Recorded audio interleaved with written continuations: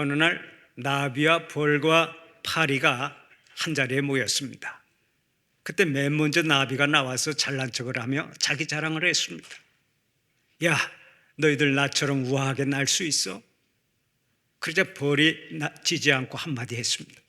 그러면 너희들은 나처럼 톡 쏘는 침이 있어?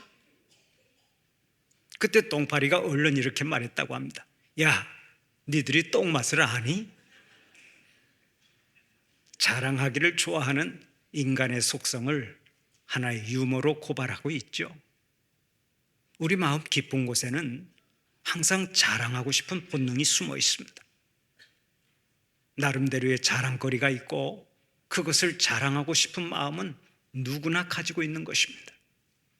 그러면 자기 가치 증명 욕구라고 하는 이 자랑이 나쁜 것입니까? 무조건 수준이 낮은 것입니까? 사실 잘 생각해 보면 자랑만큼 중요한 문제가 또 없습니다. 어떤 면에서 자랑이 없으면 정신세계에서는 이미 죽은 사람이 되기 때문입니다. 고상한 자랑, 의미 있는 자랑, 겸손한 자랑은 반드시 있어야 합니다. 교만하지 아니한 자랑, 의미 있는 자랑은 삶을 지탱시켜주는 힘이 되고 존재 이유가 되는 것입니다. 우리 성도들만 해도 그렇습니다. 성도는 예수 그리스도 안에서 확실한 자기 자랑을 가지고 사는 사람들 아닙니까? 예수 그리스도 안에서 구원받았다고 하는 긍지와 자부심이 없이는 절대로 좋은 성도가 될 수 없습니다. 하나님의 특별한 선택을 받고 천국 시민이 되었다고 하는 자랑이 없으면 하나님의 사랑받는 자녀가 될 수 없습니다. 아이고, 나는 아무 쓸데가 없어. 나는 아무것도 아니야. 나는 아무것도 못해 하고 말하면 그것이 겸손한 것 같지만 사실은 겸손이 아니라 불신앙인 것입니다. 한번 여러분의 자녀를 생각해 보세요. 모든 것을 다 투자해서 가르쳐 놨더니 자식이 나는 어디에도 쓸데가 없는 놈이야. 나는 아무것도 못해. 나는 바보 멍청이야 하고 말한다면 얼마나 속이 뒤집어지겠습니까? 부모는 자식의 마음속에 거룩한 자랑이 있기를 원하고 그 자랑이 세월이 흐를수록 점점 커지기를 원합니다. 이는 우리 성도들도 마찬가지입니다. 다른 것은 없어도 정신세계의 최대 미천인 자랑이 있어야 합니다. 남이 인정하든 안 하든 그것은 중요하지 않습니다. 하나님께서 나를 사랑하시고 나에게 은혜 주시고 나를 통해서 일하신다고 하는 긍지와 자랑이 있어야 합니다. 그래야 믿음 생활을 잘하고 한 생을 성공적으로 살아갈 수 있는 것입니다. 그런데 문제가 있습니다. 거룩한 자랑이 아닌 자기과시의 자랑, 거짓 자랑, 세상 자랑, 다른 사람을 기죽이기 위해서 하는 자랑이 있다면 그것이 문제가 되겠죠. 요즘 시대를 가리켜서 PR 시대라고 말합니다. 그런데 이 말을 피할 것은 피하고 알릴 것은 알린다 하고 해석하면서 적극 활용하는 사람들이 많죠.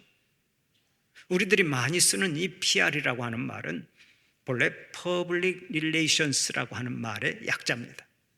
우리말로는 대중관계, 일반인들과의 양호한 관계라고 번역할 수 있는데 이 말은 정부나 정당, 기업, 개인 등의 마케팅 주체가 대중과의 호의적인 관계를 위해 벌이는 모든 활동을 뜻합니다.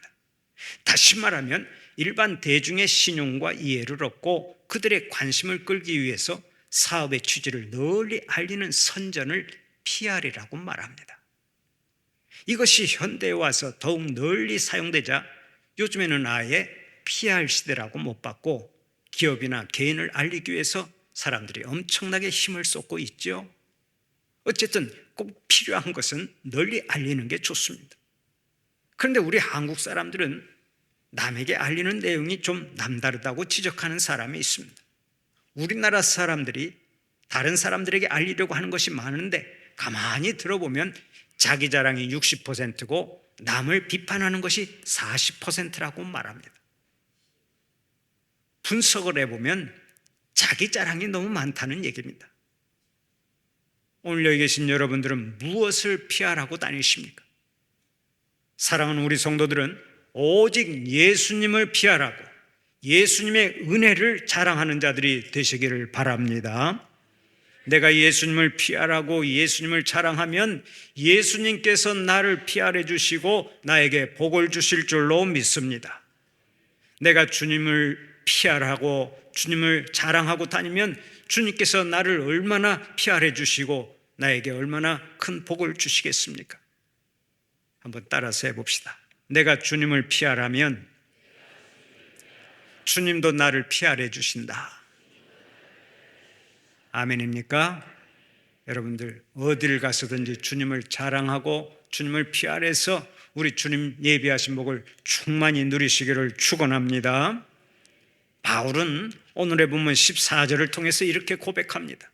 그러나 내게는 우리 주 예수 그리스도의 십자가 외에 결코 자랑할 것이 없으니, 바울은 십자가 외에 결코 자랑할 것이 없다고 강조하고 있습니다. 오직 예수님의 십자가만을 자랑하며 산다는 고백입니다. 얼마나 귀한 고백입니까? 사도 바울은 고린도전서 2장 2절에서 이미 이렇게 말한 바 있습니다. 내가 너희 중에서 예수 그리스도와 그가 십자가에 못 박히신 것 외에는 아무것도 알지 아니하기로 작정하였습니다. 바울은 십자가 외에는 알지도 않고 말하지도 않기로 작정을 했습니다. 지식조차도 십자가 중심의 것이 아니면 다 잊어버리기로 결단한 사람이 사도 바울입니다. 그러면 본문에서 말하는 자랑이 무엇입니까? 여기서 말하는 자랑의 의미는 마음의 거점을 뜻합니다. 기쁨의 근거를 말합니다. 모든 것을 다 희생할 수 있는 높은 가치의 것을 말합니다. 그러니까 바울은 십자가를 마음의 거점으로 삼고 기쁨의 근거로 삼고 가장 높은 가치로 삼겠다는 얘기입니다. 오직 십자가만을 자랑하며 살겠다는 고백입니다. 사도 바울은 예수님을 만나기 전까지 자랑이 많았던 사람입니다. 그가 가지고 있던 세상적인 자랑이 참 많았는데 그것을 빌립보서 3장 5절 6절을 통해서 이렇게 열거하고 있습니다.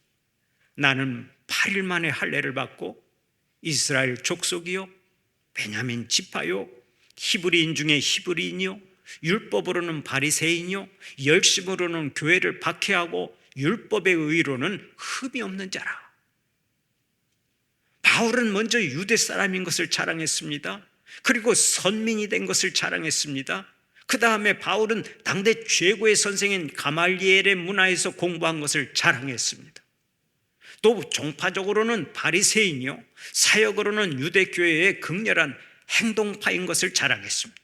유대교회의 모든 교리를 대변하는 젊은 행동파로서 유대교에 반대되는 사람은 로마의 법을 어기고라도 죽여야 된다고 생각한 사람이 사도 바울입니다.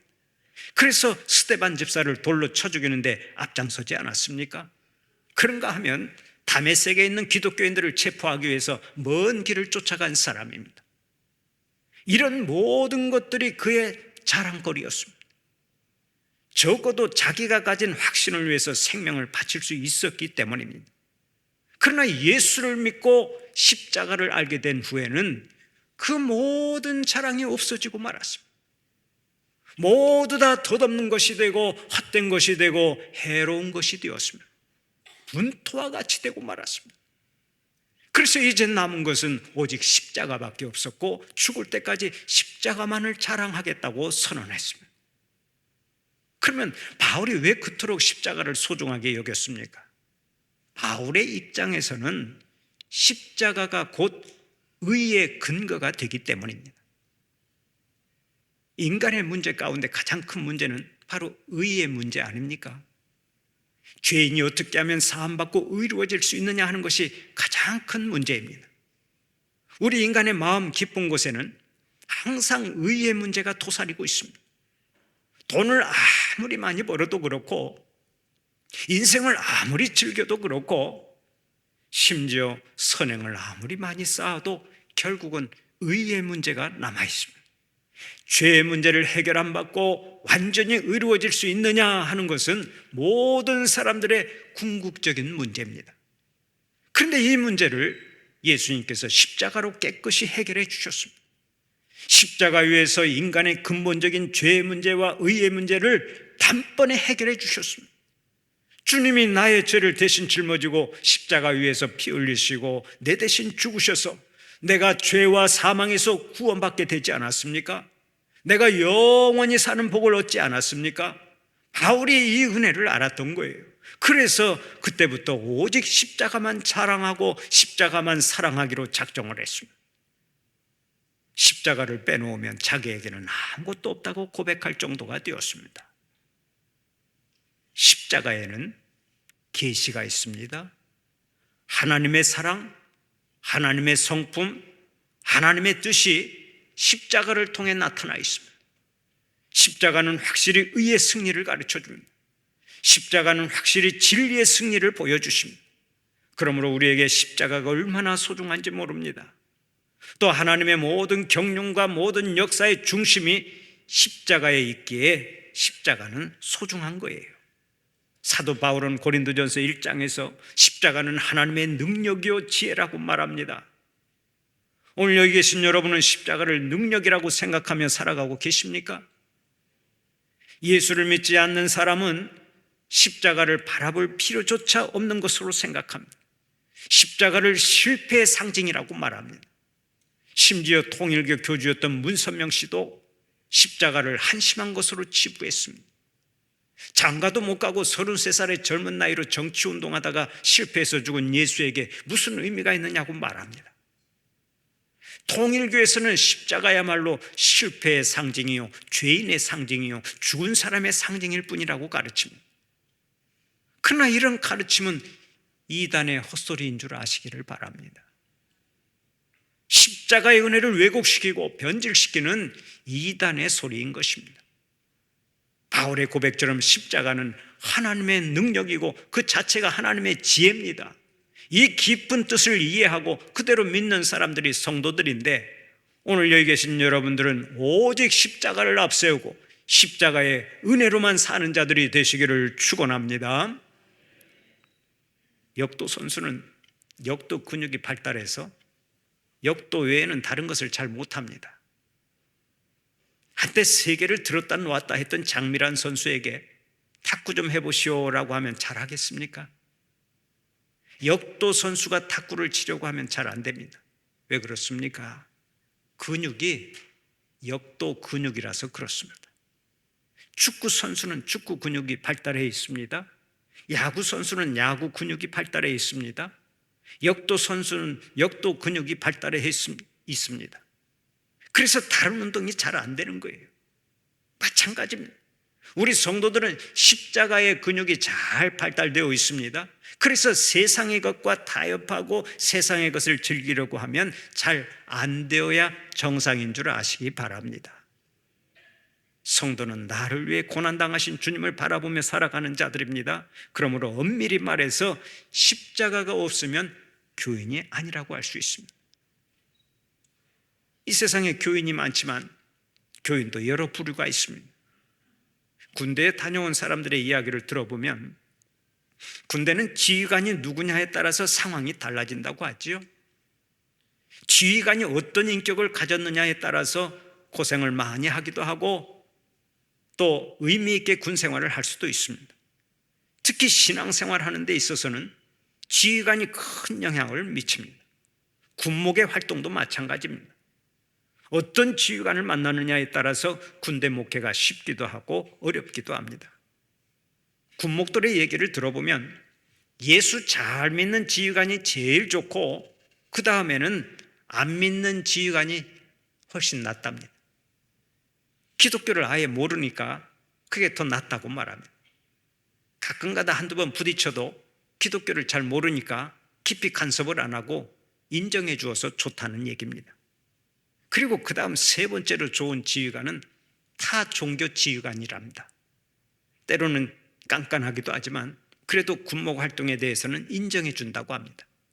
자기 종교가 중요한 것을 아니까 다른 종교도 인정해주는 아량이 있다는 얘기입니다.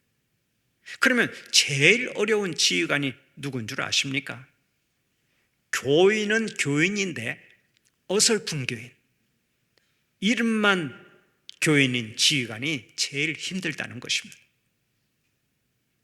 세례는 분명히 받았는데 교회는 안 나가고, 성경 지식은 좀 있는데 그것을 가지고 기독교를 허구한 비판하고, 교회에 대해서 좀 아는데 그것을 가지고 목사님을 비판하는 그런 지휘관이 제일 힘들다는 얘기입니다.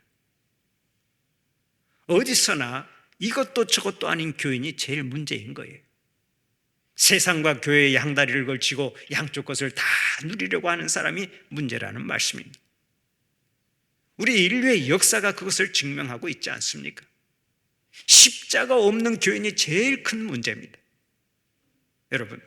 여러분이 잘 아는 진화론의 창시자 찰스 다윈도 한때는 교인이었다고 하는 사실을 알고 계십니까? 신은 죽었다 하고 선언한 프리드리히 니체도 한때는 교인이었습니다. 구소련의 독재자 이오시프 스탈린도 역시 교인이었고, 공산주의의 창시자 카를 마르크스도 교인이었고, 나치 독일의 독재자 아돌프 히틀러도 교인이었고, 북한의 초대 주석인 김일성도 한때는 교인이었습니다. 한때는 모두가 교인이었는데 한결같이 십자가 없는 교인이요 나일론 교인이었습니다. 그 결과가 어떻게 되었습니까? 하나님께도 버림을 받고 사람들에게도 버림을 받았습니다. 여러분, 이런 얘기를 들으면 너무도 아쉽고 너무나 화가 나지 않습니까? 예수를 믿으려면 제대로 좀 믿지, 그렇게 믿어가지고 인류에게 큰 피해를 주고 갔구나 하는 생각이 들지 않습니까? 잊지 마십시오. 예수 그리스도로 말미암아 변화받지 아니하는 교인은 진정한 의미에서의 교인이 아닙니다. 십자가 없는 교인은 교인이 아니라고요. 그런 의미에서 우리 교인들은 먼저 십자가를 사랑하는 교인이 되어야 하고, 십자가를 자랑하는 교인이 되어야 하는 것입니다. 사랑하는 우리 성도들은 언제나 십자가를 사랑하고 십자가를 자랑하는 교인들이 되시기를 축원합니다. 미국의 버나드 목사님은 십자가의 진정한 의미를 알기에 찬송가 150장에서 이렇게 노래합니다. 갈보리산 위에 십자가 섰으니 주가 고난을 당한 표라. 험한 십자가를 내가 사랑하면 주가 보혈을 흘림이라. 최후 승리를 얻기까지 주의 십자가 사랑하리. 빛난 면류관 받기까지 험한 십자가 붙들겠네. 이 찬송이 여러분의 신앙 고백이요 여러분의 찬송이 되시기를 바랍니다. 우리가 하나님 앞에 나아갈 수 있는 은혜가 사실은 십자가 때문이죠. 우리가 죄 씻음 받을 수 있는 것도 바로 십자가 때문입니다. 우리가 능력 있게 살아갈 수 있는 은혜 역시 십자가 때문인 줄 믿으시기 바랍니다. 십자가는 그 자체가 은혜입니다. 십자가는 그 자체가 능력입니다. 십자가는 죄인을 의인 만드는 능력이요 하나님을 모르던 사람을 구속해서 하나님의 자녀가 되게 하는 능력인 것입니다. 옛날에 제가 학교 목사로 사역할 때 만난 분 중에 김성김 목사님이 계셨습니다. 그 목사님은 저의 제자의 부친이었는데 그분에게는 특별한 간증이 있었습니다.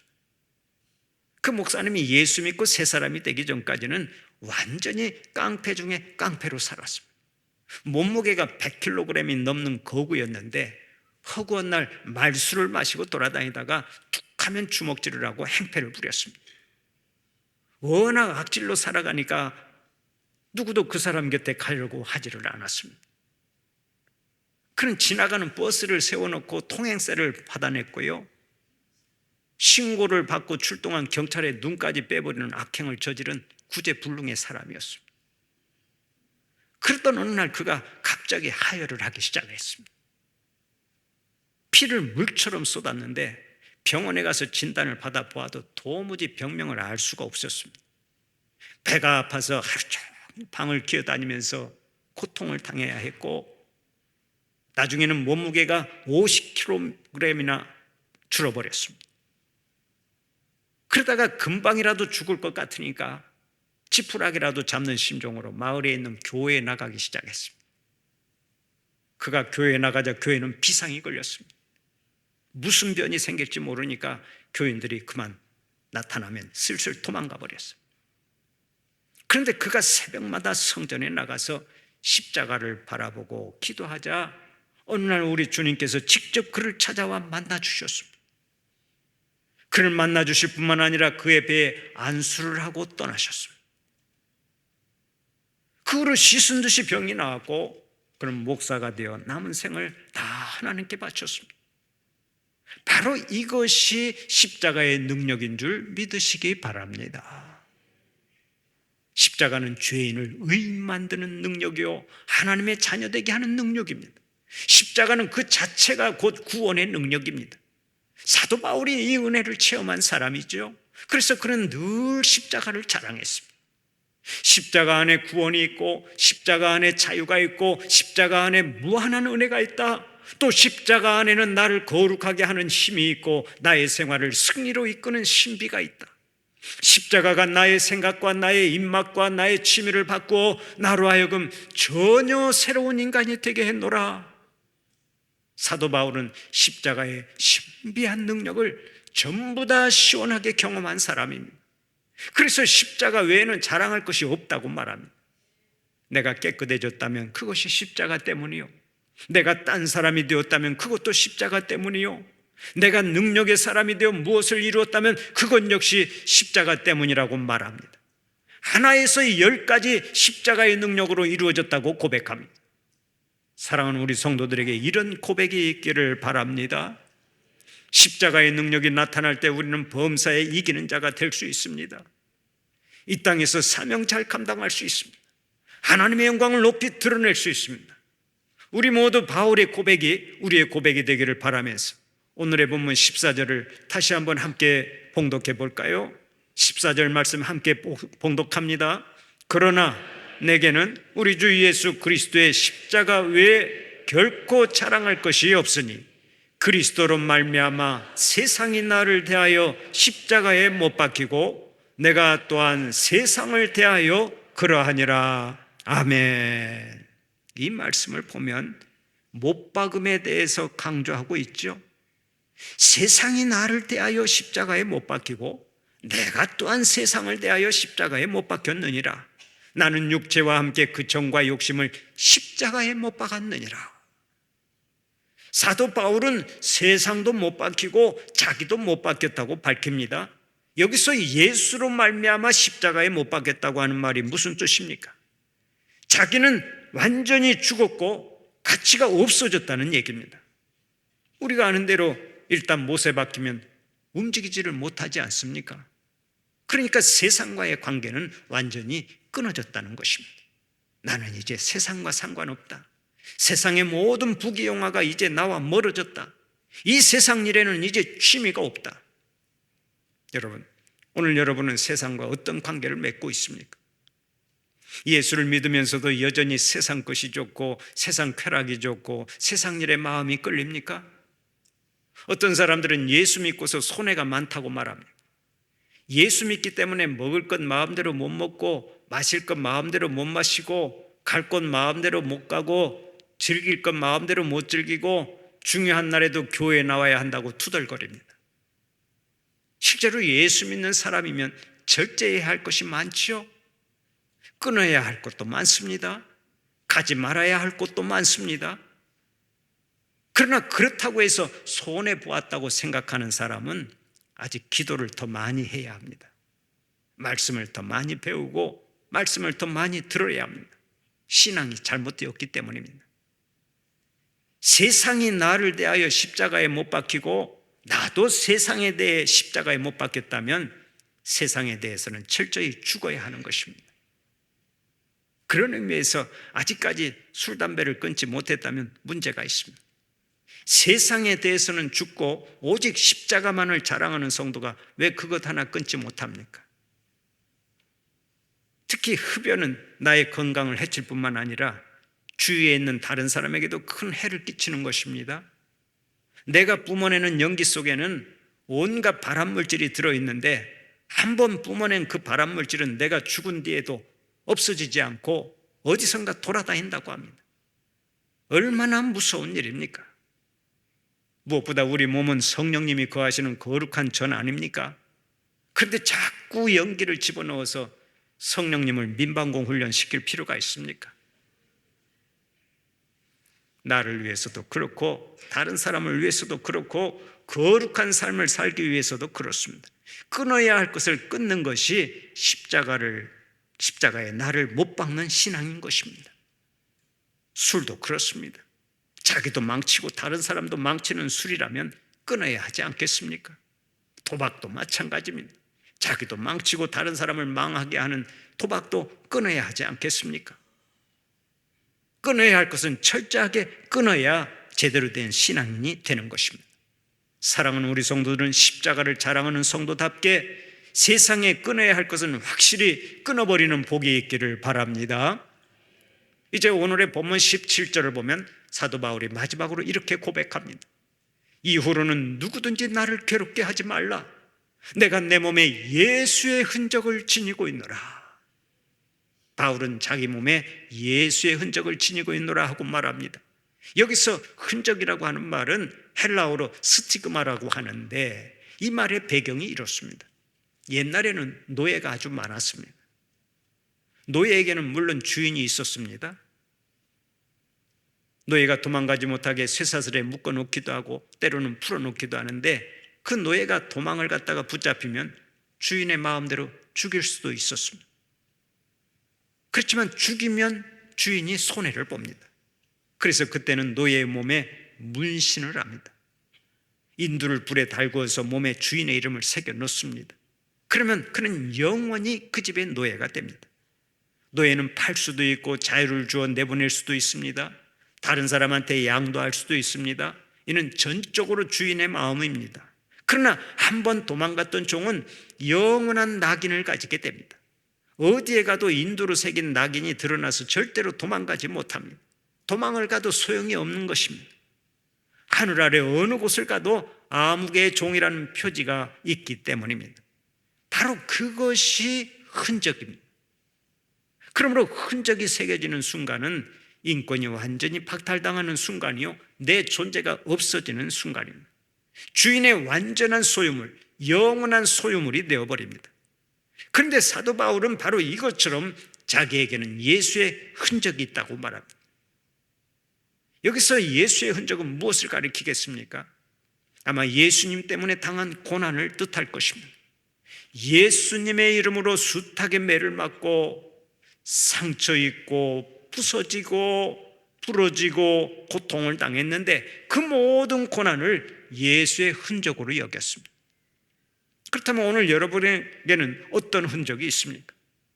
예수 믿고 손해본 것이 얼마나 됩니까? 예수 믿고 여러분의 몸에 지울 수 없는 흔적이 얼마나 생겼습니까? 저의 모교인 장로신학대학교를 창립한 사무엘 마페 선교사는요, 모금을 잘하기로 유명했습니다. 이 선교사님이 모금을 잘한 이유는 말을 남보다 특별히 잘해서가 아닙니다. 얼굴이 잘생겨서 그런 것도 아닙니다. 오직 그의 얼굴에 난 상처 때문이었습니다. 그는 평양에서 전도를 하다가 평양 깡패로 유명한 이기풍에게 돌로 얻어맞은 적이 있습니다. 이 이기풍 목사님이 나중에 회개하고 이제 목사가 되어서 또 우리 기독교 역사에 아주 위대한 인물이 되었습니다마는 한참 깡패로 활동을 하던 이기풍에게 돌에 맞아서 이 마페 선교사님이 턱에 큰 상처를 입은 거예요. 턱에 도장이 파이듯 크게 상처를 입었는데 사람들이 그 상처만 보면 은혜를 받는 겁니다. 어디에 가서 설교를 하든지 성도들이 그 상처를 보면 큰 은혜를 받았고 자연스럽게 모금도 잘 되었던 거예요. 예수를 잘 믿는 사람은 어딘가에 예수의 흔적이 있어야 합니다.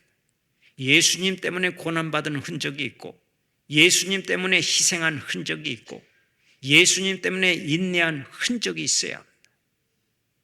바울처럼 평생 십자가만을 자랑하고 다니면서 예수의 흔적을 가지고 살아가는 주님의 자녀들이 되시기를 간절히 축원합니다.